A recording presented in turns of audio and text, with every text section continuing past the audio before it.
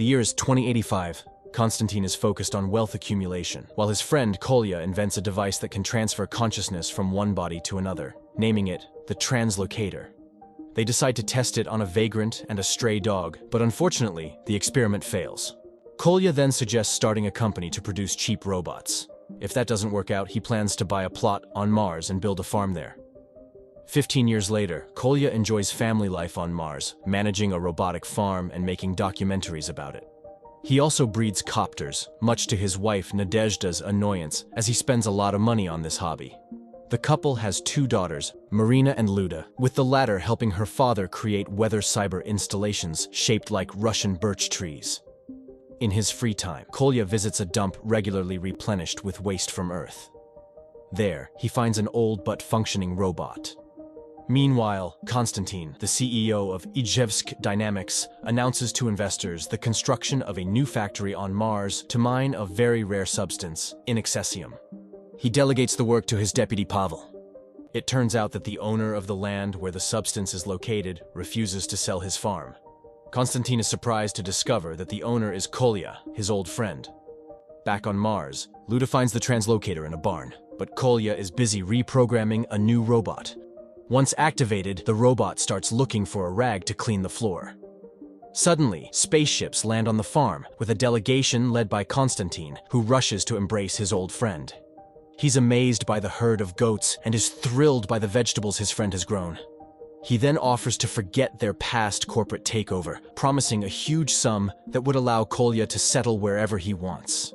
Konstantin gets punched in the face for this. Pavel then reads a decree declaring the corporation as the owner of Mars. The demolition of the farm begins while Konstantin's subordinates lock his family in the hangar of a space yacht. At this moment, Kolya notices the absence of the robot. The farmer neutralizes the guards and escapes from the yacht, while Pavel loses his job for reminding that evicting people from their homes is illegal. Meanwhile, Konstantin goes to wash up when the robot finds his jacket and uses it to clean the floor. Konstantin runs after it, but at that moment, workers demolish the power generators, and Kolya, rushing into the barn, pushes his former friend, who falls into the translocator's chair. When it's all over, Kolya tries to turn on the robot, but it suddenly starts speaking with Konstantin's intonations. Kolya rejoices that the translocator works, while the robot, now Konstantin, becomes furious, demanding to be changed back. Konstantin's body starts behaving erratically. Pavel orders his injured boss to be taken away, dismissing the annoying metal creature. Kolya runs after them, but the ship takes off. At night, Kolya repairs his car to reach the station and fly to Earth for his family and to return Konstantin to the corporation. Pavel returns home, where his wife and children meet him and confesses that he has been fired. Galina is horrified. Their family is drowning in subscriptions for the apartment, the car, the new repairs. And tomorrow, the fridge subscription ends. Maybe they should ask Konstantin for leniency. On Mars, Konstantin admits that the train they are rushing to is the last one because no one should know about the construction of the new factory. The pair manages to pull the car out of the sand, but it refuses to start. So, Kolya forces Konstantin to apologize to the offended car, after which the car races to the station. Pavel arrives at the office and sees damaged robots, scattered items, and his incoherent boss. The doctor diagnoses Konstantin as having the developmental level of a 1-year-old child. Meanwhile, an old woman stops Kolya's car, asking for a ride to the station. She sold her plot to Konstantin's company, and they bought her a train ticket to Earth. Soon, the company reaches the station. Kolya says goodbye to the car and sends it home. The humans and the robot board an interorbital elevator and ascend to the platforms, but there are no more tickets available for the train to Earth. Kolya tries to negotiate with the conductor when Konstantin, now a robot, sees a ticket with the old lady, their fellow traveler. At this time, on Earth, Galina advises her husband to become the corporation's leader himself and to raise his boss into a good person. Then Pavel puts her on pause. In reality, she is just a hologram, like the children she made him subscribe to. After expressing all his grievances, the man turns Galina back on, but she continues to pressure her husband. Konstantin brings Kolya a ticket, and the pair boards the train.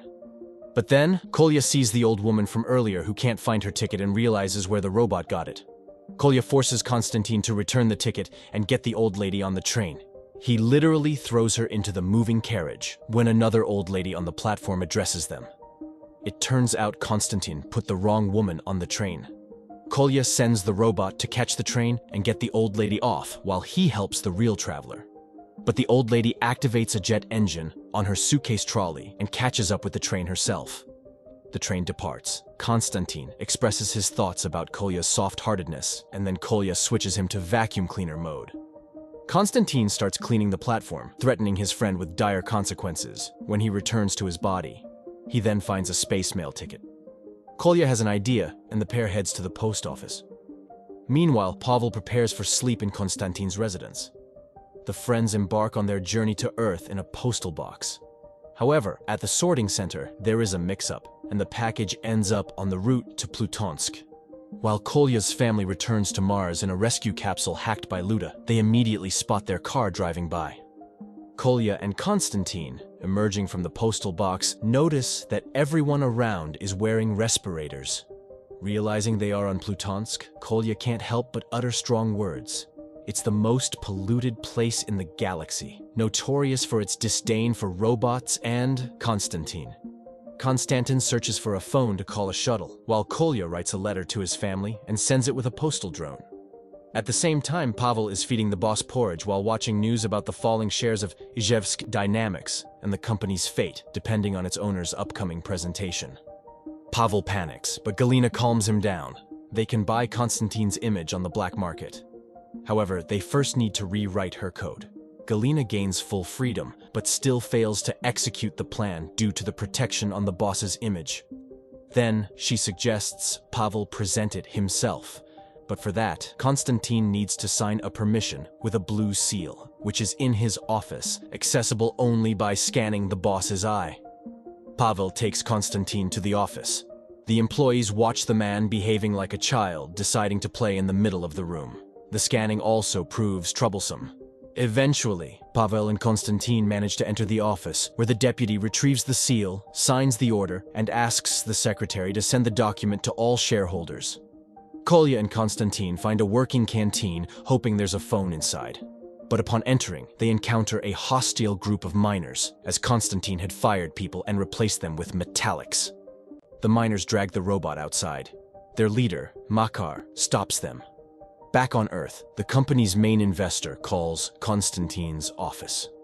Pavel panics, but Galina stands out of the caller's sight and starts playing with the baby, making him perform the movement she needs. Pavel informs that he will conduct the presentation. Everything goes smoothly until the very end of the conversation, when Konstantin starts poking Pavel's face, and Pavel, losing his composure, threatens to spank the troublemaker. Surprised by such an informal communication style, the investor disconnects. Pavel leaves, setting Konstantin up to watch cartoons. Meanwhile, it turns out that Makar recognizes Kolya as a very famous craftsman. Konstantin, tired of watching cartoons, turns on a lullaby for himself and starts to go to sleep. Makar shows Kolya his collection of mini-items, which he shrunk using his personally invented quantum shrinker.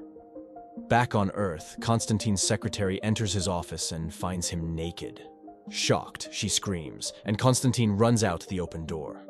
While Pavel is giving a report, a naked Konstantin enters the meeting room. Konstantin sees this on TV and is horrified. His reputation is completely ruined. Overhearing this conversation, Makar realizes who is in his hands. He is about to call the others when Konstantin uses the shrinker. Kolya struggles to find the shrunken Makar and apologizes to him. Then, Makar's wife enters, sees her shrunken husband, and runs away screaming for help. At this time on Earth, Pavel confesses to the shareholders about wiping Konstantin's mind. They officially assign the assistant to build the factory on Mars. On Plutonsk, enraged miners burst into Makar's apartment.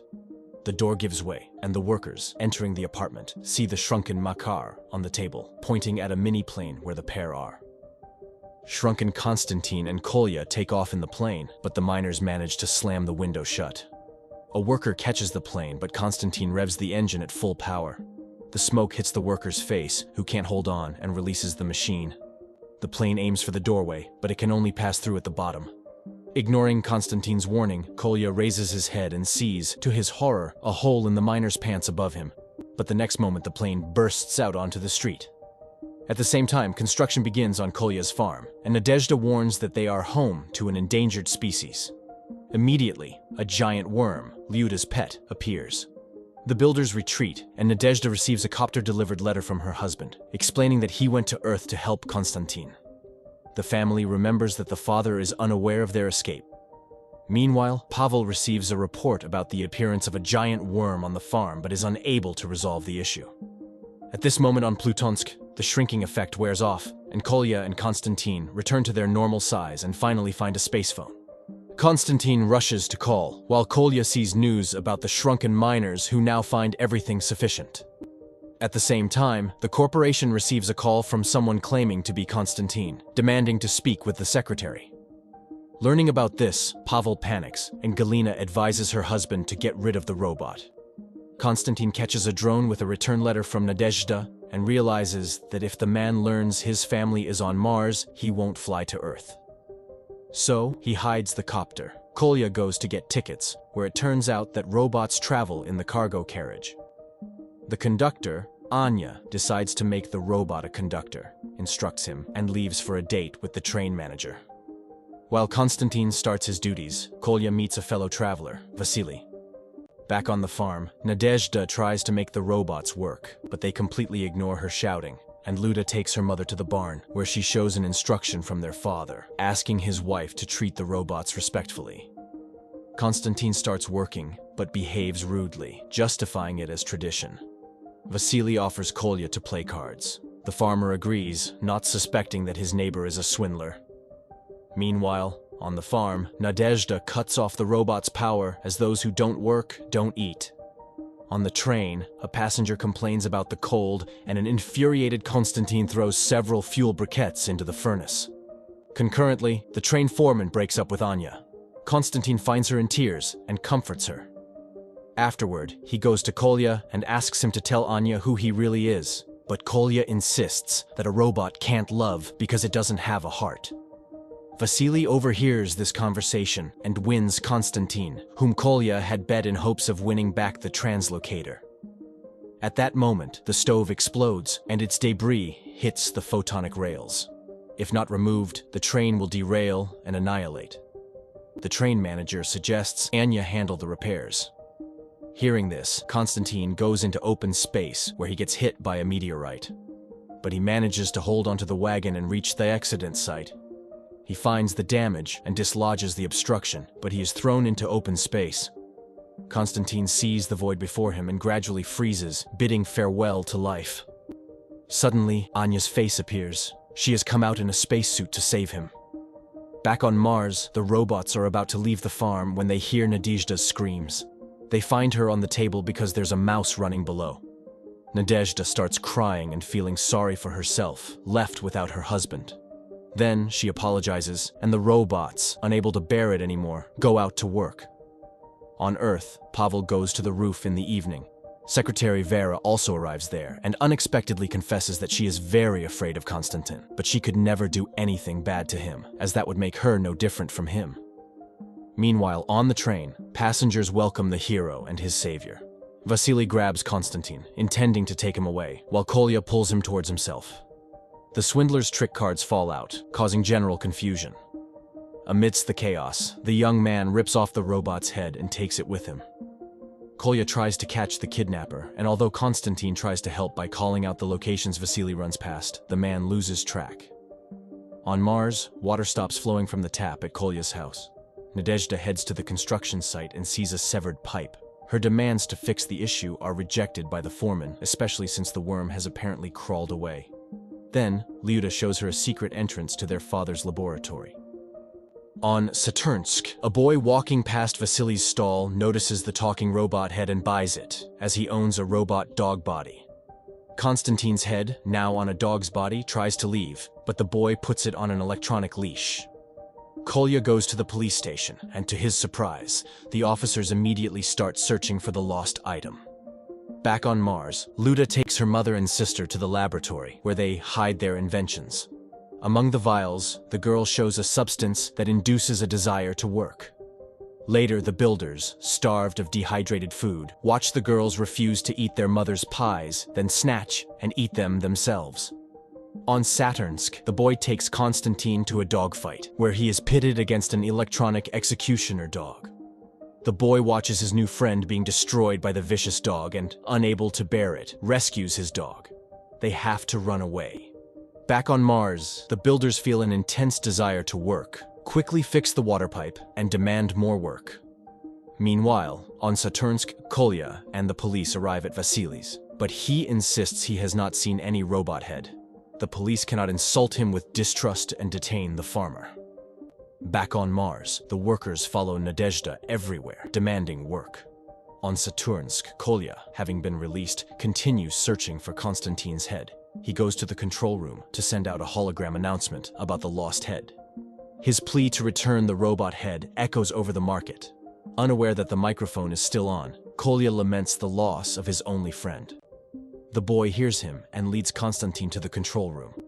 Kolya notices that the robot's fingers are moving, indicating the head is close by.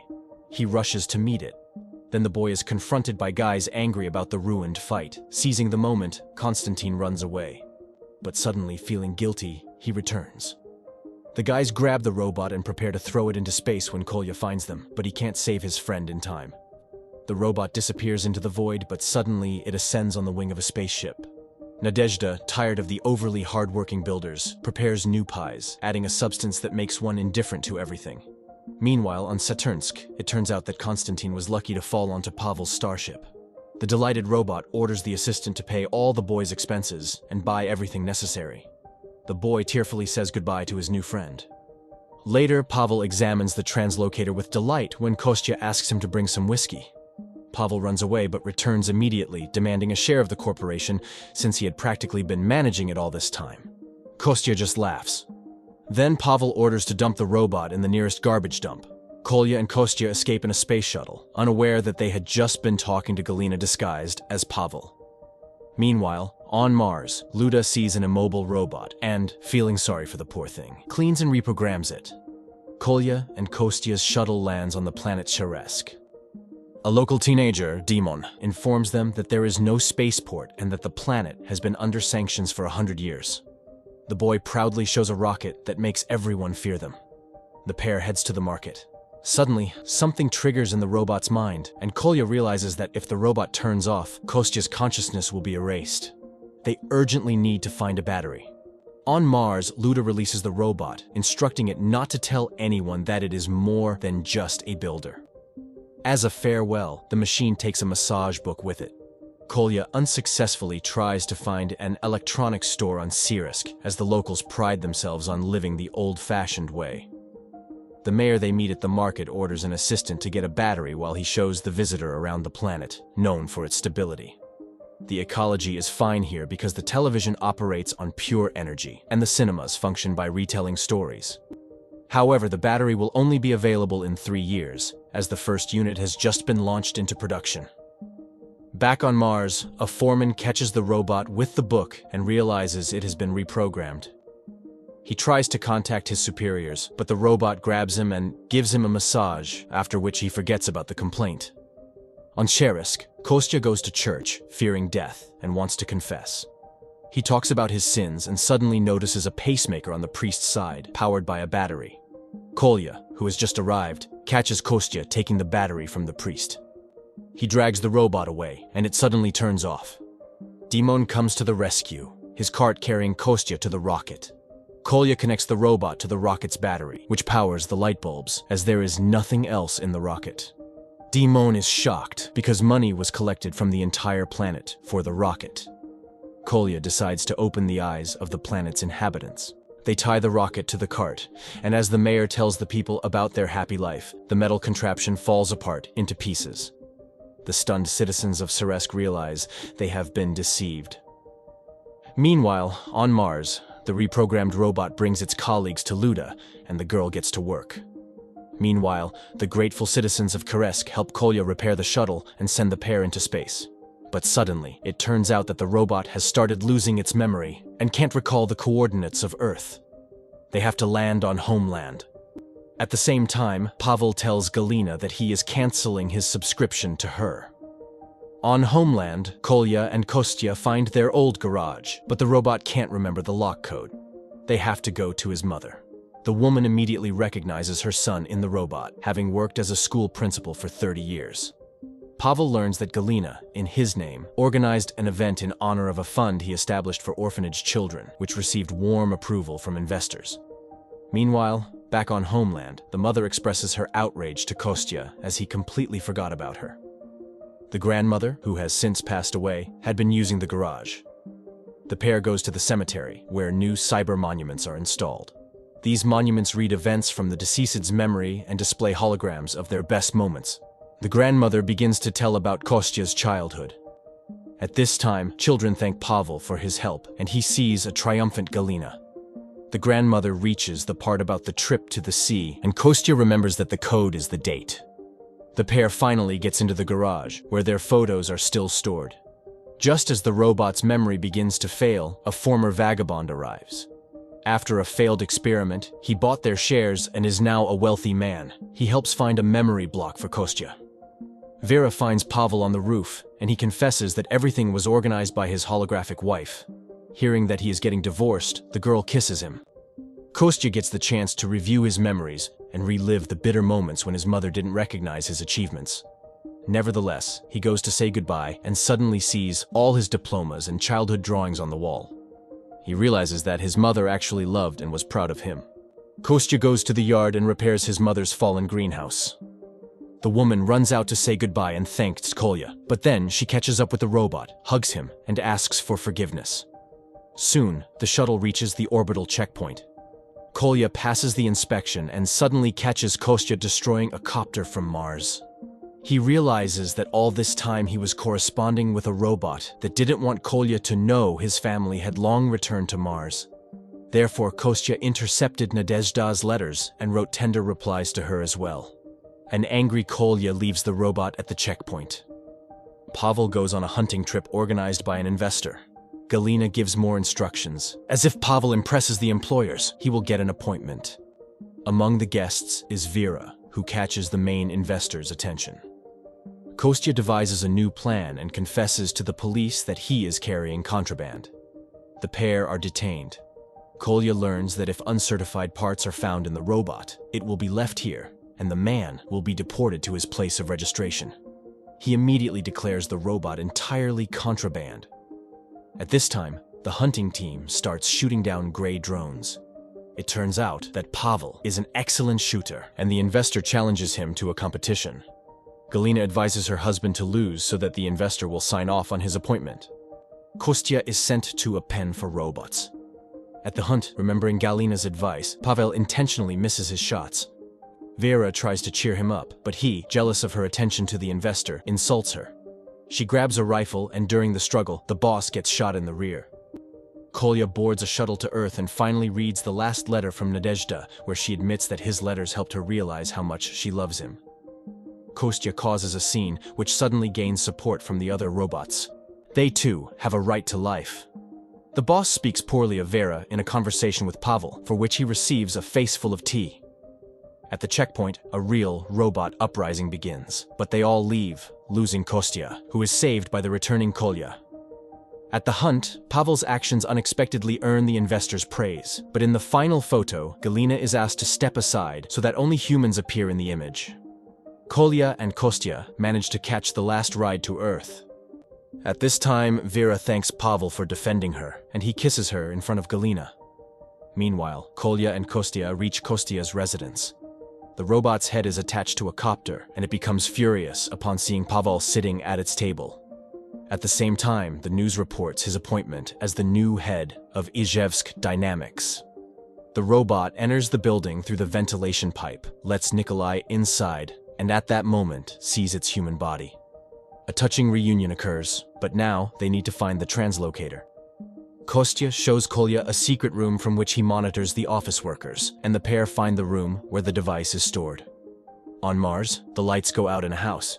Luda finds out that the builders damaged the Birch's repeaters, but the foreman refuses to stop the construction. Then the girl decides to punish the rude man. First, she activates the natural watering system over him. Then she replaces his shampoo with drops for rapid vegetable growth. The man instantly becomes covered in hair. Kolya and Kostya decide to infiltrate the Izhevsk Dynamics office using Konstantin's human body. They reach the office and enter the lobby, but during an argument, they lose Konstantin, who gets distracted by balloons. The pair splits up. The robot goes in search of its human body, while Kolya goes after the translocator. At this time, Pavel receives congratulations and takes over the CEO's office. But then Galina appears, also rushing to congratulate her husband, and demonstrates the ability to change her appearance to look like Vera. Kolya listens to praises of Kostya's genius, who has claimed his friend's discoveries as his own, while the robot hunts for Konstantin's body. Pavel comforts Galina, who cries because she cannot touch her beloved as she is a hologram.